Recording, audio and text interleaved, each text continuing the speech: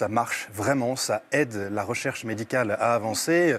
Preuve en est un échange que vous avez eu en décembre dernier, puisque vous présentiez le Téléthon avec la présidente de l'AFM, l'association qui organise le Téléthon. Vous parliez alors d'une forme de myopathie qui a pu être soignée par, encore une fois, ce progrès. Regardez.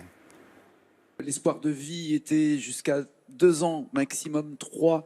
Et là maintenant, il y a l'espoir de vie, tout simplement. C'est quelque chose que vous pensiez vivre, annoncer un jour dans le Téléthon?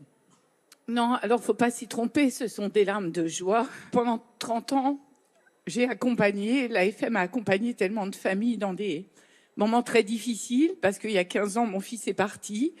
Parce nous sommes à l'AFM Téléthon des familles qui se sont mis debout et qui ont dit non à la fatalité. L'émotion est forte, on vous voit ému, hein, Nagui, sur le plateau. Aider les chercheurs, ça donne des résultats, c'est un message qu'il faut marteler. Hein. Vous avez du mal encore maintenant. Ouais. Des larmes de joie, dit la présidente de l'AFM. Quand vous êtes sur un plateau, je suis désolé, quand vous êtes sur un plateau, que vous croisez des enfants et que vous ne les voyez plus l'année suivante, excusez-moi,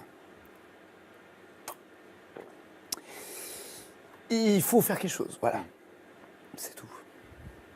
Et ça fait chaud au cœur le succès d'ailleurs, parce que les places pour le Zénith se sont vendues en à peine 2 heures. Ça veut dire aussi que le public est là aussi, fidèle à ce rendez-vous, fidèle au Téléthon depuis... Non mais encore une fois, quand on a touché au Téléthon de l'intérieur, quand on sait que le moindre centime d'euro est utile. Et que le moindre centime en moins, ce sont des recherches en moins, des aides en moins.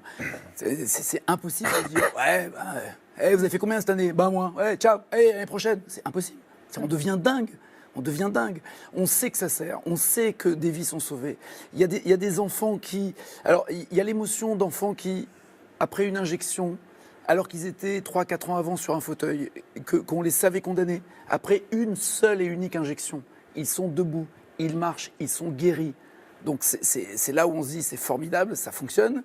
Et à côté de ça, vous apprenez que 1 ou 2 ou plus d'enfants qui étaient là ne sont plus là parce qu'on n'a pas eu le temps de trouver, et tous ces enfants ou ces parents vous diront si c'est pas pour moi, si c'est pas pour nous, donnez mais pour les autres. Il n'y a aucun égocentrisme dans leur démarche. Il n'y a aucune volonté de dire donnez pour qu'on trouve quelque chose pour moi. Les 3/4 de ceux qui viennent sur le plateau, pour ne pas dire 99% des malades et des patients et des familles, parlent d'abord pour les autres générations. Donc donnez pour qu'on arrive un jour à trouver une solution. Il ne dit jamais sauvez-moi. Jamais. Ils ont cette élégance, cette intelligence, cette pudeur.